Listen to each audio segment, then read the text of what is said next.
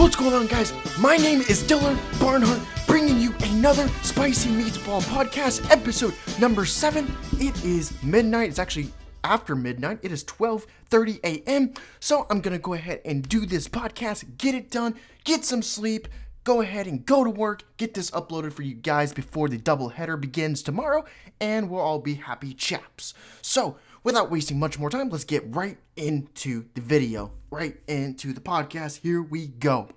The first bit of news is that you guys know that the game ended up getting rained out. Now, if you watched my podcast from yesterday, if you listened to it from yesterday, you would know that I thought that the game would be fine and we were going to be able to play the game on Tuesday and we weren't going to have another rain out like we did on Monday. But that wasn't the case, unfortunately. I think I jinxed it. I think the gods above, the baseball gods, are telling us, and they're more telling Aaron Hicks that we don't want to see you play because I think everyone's just scared of Aaron Hicks secretly. That's what's going on. The gods are secretly scared that he's going to exterminate all the baseball teams and he's going to obliterate everything in his path. But on a serious note, here we go. We're going to dive right into some of the topics that I decided that we will talk about for today's podcast, or tonight's podcast, technically, since I'm recording it tonight, whatever you want to call it. So, other than the fact that we will be having a doubleheader tomorrow, at least I hope. I don't know if it's going to rain out of nowhere. There's going to be a blizzard that comes out of nowhere that no one is anticipating. But assuming that we are able to play the doubleheader, this is a little bit of news that was from the Yankees Twitter. It said, tonight, the Yankees/Orioles game has been postponed due to the forecast of inclement weather. It will be made up as the first game, which will be 1:05 p.m. Obviously, that's Eastern time, of a day-night doubleheader, separate admission on Monday, August 12th. And then the regularly scheduled game for that date will start at 7:05. So the doubleheader for tomorrow, the first game will be at 2 p.m. Central Time, and then the second one should be at 7:05 Central Time, which obviously adjusts that to your time zone. So, other than that, the other bit of information that I have for you guys is that due to the doubleheader, Mike Tauchman is the 26th man for tomorrow's doubleheader, so he'll be called up back from the Rail Riders in Scranton. And this is the topic that I really don't want to talk about, but it needs to be talked about because it's definitely very concerning for a lot of Yankees fans, and I know a lot of people are questioning it. I know I'm not a doctor, but we're going to go ahead and get into it anyways, just because the fact that it is very concerning to me and a lot of other fans. It's very concerning to them as well. So, first off, Giancarlo Stanton is continuing to get at-bats in Tampa and do defensive work, which is all fine and dandy. Aaron Boone said that he will try to find out what the specific injury is, and he said he doesn't have a perfect shoulder by any means. Now, he says he doesn't have a perfect shoulder by any means. What is that supposed to mean? That makes no sense. It's completely ludicrous. I'm not understanding what Mr. Boone is saying. I love Boone. He's going to be the manager of the year, no problem, no doubt. I hope I didn't jinx that. But come on. What does that mean when he says he doesn't have a perfect shoulder by any means? That is one of the most vague statements that you could possibly come up with. Here's a little bit more information. Now I'm going to drag this to my other desktop so I can read this and be in front of the microphone so my volume isn't filtered to another direction. But this is what was said, and I'll go ahead and put some of these links down below so you guys can read them for yourself. But the first question was, what exactly is Stanton dealing with? And it seems like he has been a mystery. The reply was, it's more than just shoulder, coming back from the shoulder now. Then they said, but what is the shoulder? And the reply said, just not quite right. I don't know the exact diagnosis of it. He's through the biceps injury, but there has been that lingering shoulder stuff that he's trying to get knocked out. Basically, it's just coming back from that now and ramping up. And then the next question is, it's not a tear in the shoulder, is it? And then the replier is, no, it's just whatever. I mean, guys have different stuff going on with their, and he has got, I don't know what exactly is going on in there other than it's obvious, not exactly right, or else he would have been back a long time ago. Moving in the right direction, I think he had 9 at-bats yesterday and more of the same today, doing his defensive work and running. So I feel like hopefully he's moving to really starting to get some at-bats. I said moving to really start to get some at-bats. This is really structured weird. The sentences, when you guys do read it yourself, you'll understand why I'm kind of messing up a little bit, because it's really weird to read this. But he says he's moving to really start to get some at-bats, and we can start thinking about getting him back. Now, doing a quick glance at this, kind of just going through it and making a quick summary. So, this is what I'm not understanding. Earlier, like I said in my notes, that Boone said that the shoulder isn't a perfect shoulder by any means, which anyone knows that is a very, very, very odd statement. That's just very, very odd and a very bland statement that is not giving us any information whatsoever on what the problem is and how to solve it and how long he'll be gone. And going on from what I just read, saying stuff like, no, it's just whatever. I mean, guys have different stuff going on, and he's got, I don't know what's going on. That just seems like he's swaying away from the problem. There might be something more to it than we know. There's something going on. I'm not really into big conspiracy theories, and I'm not going to be like that. I'm not Alex Jones or anything like that. But come on, guys. Even though we're not doctors, we weren't born last night, there's something that has to be going on. And I don't know what it is, but having bland statements like this that literally don't have anything to do with the topic and are completely going into a direction that has nothing to do with what the question is, there's definitely got to be something else going on. And I don't know what it is. I don't know if it's them trying to evade the question of, letting us know that there's something more seriously wrong with Stanton, such as something that is basically going to keep him out for the rest of the season. And I don't want to bring Judge and Sevy and all those other guys into it, but, this statement and then just looking at their injuries, Judge, there's not really a specific timeline when he's supposed to return. And I know Sevy, he's supposed to return, but they pushed his date back more. And it's like, what is going on? Is it the conditioning staff that's at fault? What is going on? I think the fans deserve the respect and knowledge to know what the hell is going on, because nothing is being told to us, and I don't think it's fair for the fans, and it's just completely bland. Now, that's not the only thing that is completely bland. Going back to my notes a little bit, because I like to write these things out, or not write them out, but type them out, technically, since I am on a computer. But I like to type them out just so I can let you guys know exactly, so I don't miss any points. So it's not more as if I'm doing a script, but it's just for me not to forget these specific things I need to let you guys know about so you're well aware. So other than the Giancarlo incident, the Giancarlo Stanton incident with his shoulder, his perfect shoulder, as they said, the other thing that is very, very, very important to notice is that the Yankees have acquired first base/DH Morales. If you guys know who Morales is, he came from the Oakland Athletics for cash considerations from Oakland in exchange for a player to be named later, or cash considerations to make room on the 40-man roster. Right-handed pitcher Jonathan Loaizaga has been transferred to the 60-day IL. So now Jonathan has went and transferred to the 60-day IL, which is not good, obviously. We don't want any more injuries, and it just keeps seeming like people keep going back on the IL after the IL after the IL over and over and over again. But with this statement that the Yankees have acquired first base/DH Morales from the Oakland Athletics, that's his last name, and also they're getting cash considerations out of it from Oakland in exchange for a player to be named later. That makes me lead to believe that, like I said, I don't know for a fact. I can't check my sources on this because I don't know and nobody else knows except for the Yankees organization. But I honestly have a feeling that Greg Bird is out of here. He's gone. He's going to be gone. And I'm not sure if I'm right about that. But why would we sign a first base/DH, another one behind Luke Voit, if we already have Luke Voit and Greg Bird? But if you look at Morales' stats, and when I mean stats, I mean you go to StatCast and look at some of his things, such as his sprint speed to his power. He has a lot of power, but he has no sprint speed. And if you know anything about the Yankees organization, they like to sign a lot of guys that have power, hence why the Yankees are mostly a home run hitting team. And everyone knows that, at least. I hope all of you knew that the Yankees are a hardcore home run hitting team. They're not a base hit to get runs in team. They're mostly a hardcore home run hitting team.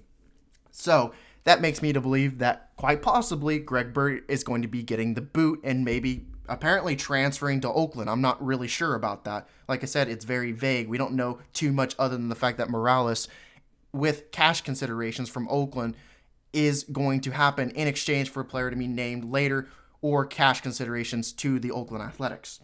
So there's that. And then the other thing, the reason why I brought that up, other than the fact that I think it's very important for you guys to know that we did pick up Morales from the Oakland Athletics, I think it's also very important to let you guys know this incident that happened with Miggy. And if you guys don't know who Miggy is, it's Miguel Andujar. So this was Aaron Boone on Miguel Andujar earlier today. He said he had another MRI just to see where he's at with it. Basically, the MRI was about identical. The small labrum tear still there. Hasn't changed at all. Rest of the shoulder is pretty good and stable, so I think over the next 24 hours, he's going to have those conversations with his family, with us, and figure out what the best course of action, whether it's to go down the road to surgery or whether it's to continue to rehab. These will be the decisions probably made over the next 24 hours. So, again, not a crazy amount of information, but enough information to get what's going on with the situation. Right now, you guys know that whenever Miggy came back, he wasn't doing so hot. And like I said, a lot of us aren't doctors, and I understand that. I don't claim to be a doctor, but I definitely do like doing these videos and going through possible scenarios to try and let you guys know what I think is going on. And you can form your own conclusions, and in the comment section, we can kind of talk about it and see what is really going on. Not really sure where I was going with that, but basically where I'm going with this, because I'm all over the place right now. I'm going to be completely honest. I am all over the place. That's just how I am. My life is a mess.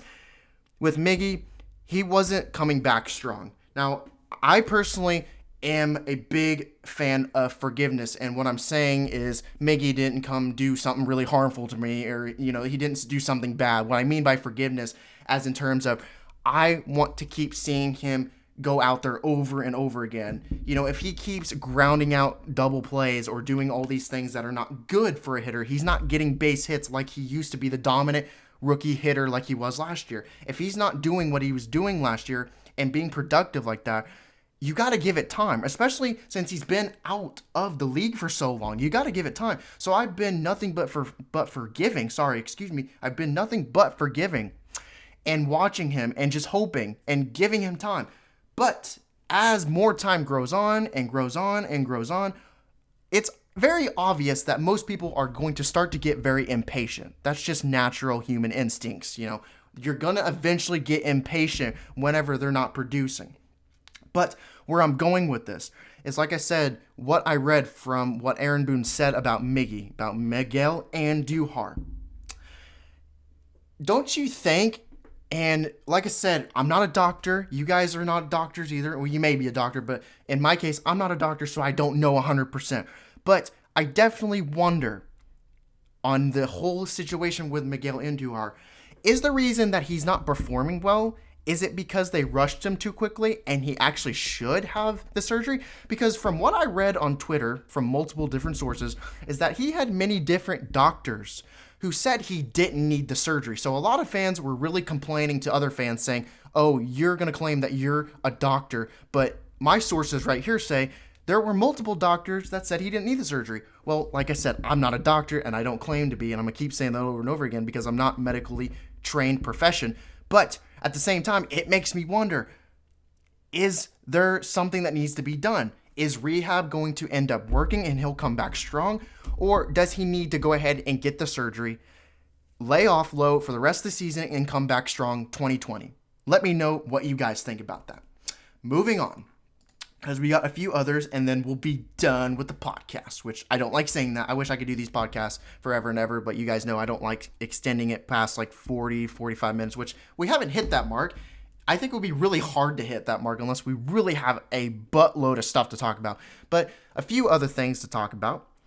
Third base capable options to replace Andujar include Tyler Wade and the recently claimed Valeria, both already on the 40-man roster. And I mean Valeria, I mean Valera, because I completely butchered that. I'm very tired.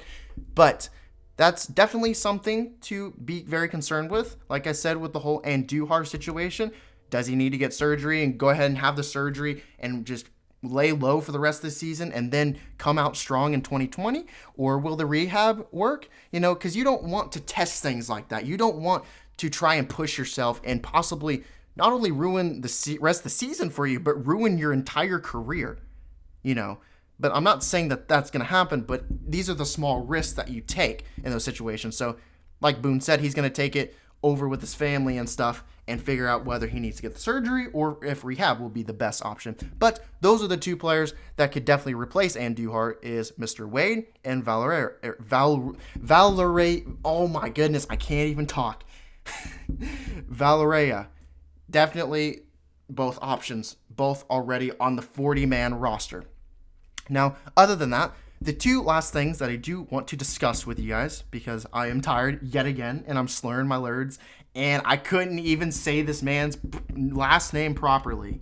I really didn't even know who he was until I started reading about this tweet, where I obviously put it in my notepad, the third base cable option to replace Andujar, Didn't even really know who he was, so I did a little bit of research and figured out who he was. Don't know his last name. I probably butchered it, even though I said it like 2 different times. But that's just a little bit of the news. Like I said, other than that, the last 2 things that I do want to discuss is that Chance Adams is getting called up at the right time. In his last 3 games, he's pitched in 18.2 innings, allowed just 3 earned runs, 10 hits, 4 walks, while striking out 13 batters.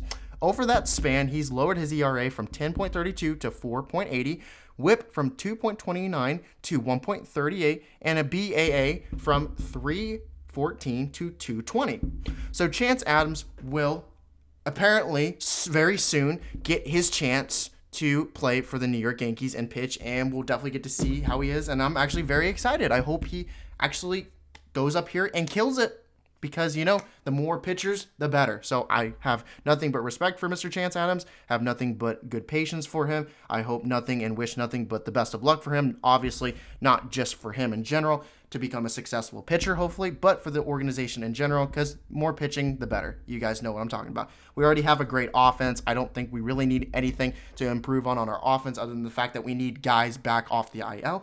But pitchers, you never can have enough pitchers. But also, you can also not have enough great offensive weapons. But the last thing I do want to mention, and this is even AAA. This is actually AA. This is from the Trenton Thunder, which is the AA farm system team for the New York Yankees. So one of the players named Ben Ruda, his start to the 2019 season with the Trenton Thunder, he's played 31 games. He's had a .372 batting average, which is first in the Eastern League, 42 hits, 24 runs, which are both first in the Eastern League. He has 4 triples, which is also first in the Eastern League. And he has 9 stolen bases, which is second in the Eastern League. So where I'm going with that is just letting you guys know a little bit about the farm system and a player who is progressing as a top-notch prospect. And, just like for Chance Adams, nothing but respect and nothing but good luck for Mr. Ben. I hope he improves. Hope he continues to progress from that, because those are great numbers.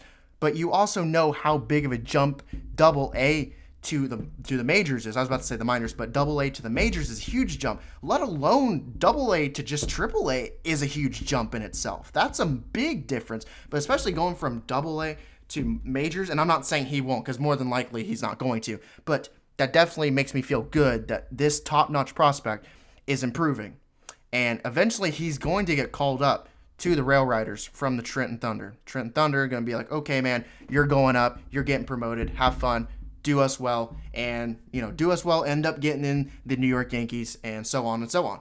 But he's going to get transferred eventually to the AAA, to the Rail Riders, if he continues this dominance with the Trenton Thunder. And I hope, like I said, nothing but the best for him. Hopefully, he becomes a very strong batter for us, because these are all great stats. And the 9 stolen bases, like I said, that's second most in the Eastern League. And all the other stats that I mentioned, they're first in the Eastern League. But nothing but good luck to him. And I hope he does end up becoming a very dominant prospect, because you can never have enough dominant prospects, just like you can't have enough dominant pitchers, just like you can't have enough dominant hitters. You need everything to the best of your ability. Also, before I go ahead and end this video off, I decided that I needed to put this into the video because it's very interesting. But Chris Sale, you guys all know who Chris Sale is. A very, very dominant left-handed pitcher from the Boston Red Sox. Chris Sale is the first pitcher in MLB history to strike out 17 plus batters in 17 innings. He did that today versus the Colorado Rockies, which is just insane. I mean, let's just go ahead and say, screw what Chris Sale did in the beginning of the season. Chris Sale is back and he's better than ever, especially the fact that he has been dominant for 2 games in a row. I know the last game that he pitched against the Orioles, he had an immaculate inning, which is just very impressive. It's insane. If you guys don't know what that is, it basically means that you get 3 strikeouts in 9 pitches. So you get it in the fewest amount of pitches possible. So it's very, very rare and it's impressive. Then he goes out the very next game that he pitches and pitches a total of 17 strikeouts. But the kicker, the reason why I had to mention this is even with 17 strikeouts and the Red Sox as a collective unit struck out 24 batters total, which is a lot of strikeouts. Somehow the Boston Red Sox still lost going into 11 innings 5-4 to the Rockies. That is just insane. Like, I don't even know where to point off or where to go off with that, but that was just a little bit of news that I had to let you guys know about.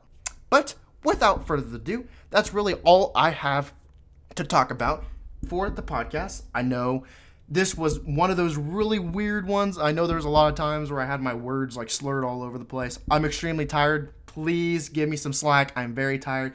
I wanted to do this podcast just because it's very important for me to get these type of videos up for you guys. And I know there are a lot of people that continue to watch my podcast and really like my podcast. And when I mean like a lot of people, I mean like I'm getting like 6 or 7 likes, which, you know, isn't a ton of likes. But as long as I am improving my own abilities for the future and I am doing something that at least 1 or 2 people like, then, you know, I'm enjoying it. So that gives me enough motivation as it is. But without further ado, that's about it for the podcast. If you guys did enjoy, make sure you do subscribe. If you haven't subscribed already, especially if you're newer, definitely subscribe and click that notification bell below to make sure that every time I upload a video, you will never miss it. Doesn't matter when, unless YouTube has really, really odd where sometimes the videos won't get sent out, then that's a little different. That's on YouTube. That's not on me or that's not on you. But for the most part, you should be able to get my videos on time. So make sure you do that if you haven't already. Make sure you do like this video. It's very important that you do like this video. It gives me a lot more motivation and determination to keep pumping these types of content and these types of videos out for you guys because you guys enjoy them. At least a small portion of you guys. I really do appreciate you. And make sure you also do comment. Let me know what I can do better. Let me know your not your stats. God, I need to go to bed, ladies and gentlemen. It's too much. Even freaking 12:51 is too late for me. Because usually I go to bed, or at least I'm supposed to go to bed at midnight. So I mean, it's only 51 minutes over, but I am freaking tired. But you know, I still need to get this video out for you guys. But do comment. Let me know what I can do better. Let me know about what you think about the whole scenario with the doubleheader. You know, with the injuries and all that, and the Giancarlo Stanton situation and the prospects that we have and Chance Adams coming up, all that good stuff. Last but not least, I hope you guys have a fantastic day. See you guys later.